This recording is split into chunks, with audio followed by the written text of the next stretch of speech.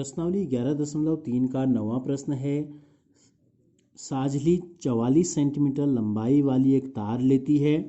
एक तार हमने ले लिया है, ये है 44 सेंटीमीटर, ठीक है, का एक तार हमने ले लिया, ये लिया साझली ने, और उसे एक वृत्त के आकार में मोड़ दिया और इसको क्या किया, इसको इस प्रकार से गोल करके गोल बना दिया, इस प्रकार से, ठीक हो गया।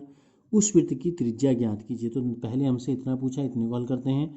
तो देखो ये जो 44 सेंटीमीटर लंबा तार था, हमने यहाँ से शुरू किया, ऐसे करके गोल करके मोड़ा तो एक वृत्त बन गया। तो ये गोल जो है एक चक्कर क्या कहलाता है, वृत्त की परिधि। तो इसका मतलब हमको जो 44 सेंटीमीटर तार दिया गया है, तो ये क्या है, ये है आपकी वृत्त की परिधि। एक चक्कर वृत्त का परिमाप, परिधि लिखते हैं हम इसको। वृत्त की परिधि होती है 2πr, और 2πr का मान कितना है, 44 सेंटीमीटर। 2 का मतलब 2, पाई का मतलब 22/7 गुणा आर, त्रिज्या हमको बतानी है, तो इसको इस प्रकार से लिख लेते हैं। आर को अकेले छोड़ देते हैं तो क्या हो जाएगा, बराबर के बगल में दूसरी तरफ 44 सेंटीमीटर है, 7 बट्टे में था तो बराबर के दूसरी तरफ जाएगा तो गुणा हो जाएगा, और 2 गुणा 22 जो है आर के साथ गुणा में थे, बराबर की दूसरी तरफ जाएंगे तो भाग में चले जाएंगे, ठीक है। देखो 22 दूनी 44 होता है, अंश में भी 2, हर में भी 2, तो बचा केवल 7। तो इस प्रकार से हमको पता चल गया कि वृत्त की जो त्रिज्या बनी, तार को मोड़ के जो वृत्त बनाया, उसकी त्रिज्या आर जो है ये हो गई 7 सेंटीमीटर। इतना हमसे पूछा था। फिर हमसे क्या पूछा है, इसका क्षेत्रफल भी ज्ञात कीजिए।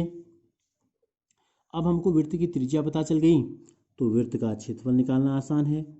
वृत्त का क्षेत्रफल हो जाएगा, इसका सूत्र भी हमने आपको बताया था, ये होता है पाई आर स्क्वायर, यानी कि पाई का मान 22/7, आर को 2 बार गुणा करना है, 7 से 7 कट गया, 22 सत्ते 154, 7 गुणा 7, 7 क्या था, 7 सेंटीमीटर गुणा 7 सेंटीमीटर, तो ये हो जाएगा सेंटीमीटर का वर्ग, यानी कि वर्ग सेंटीमीटर।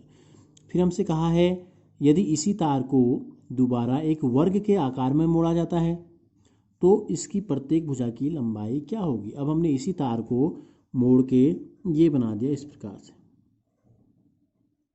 तो यानी कि यहाँ से जब हमने स्टार्ट किया, इस वर्ग का एक चक्कर जो है, एक चक्कर क्या कहलाएगा, इसका परिमाप ये हो जाएगा 44 सेंटीमीटर। अब हम लेते हैं वर्ग का परिमाप, हमको दे दिया वर्ग का परिमाप, जब हमने वर्ग बनाया तो ये वर्ग का परिमाप हो गया 44 सेंटीमीटर।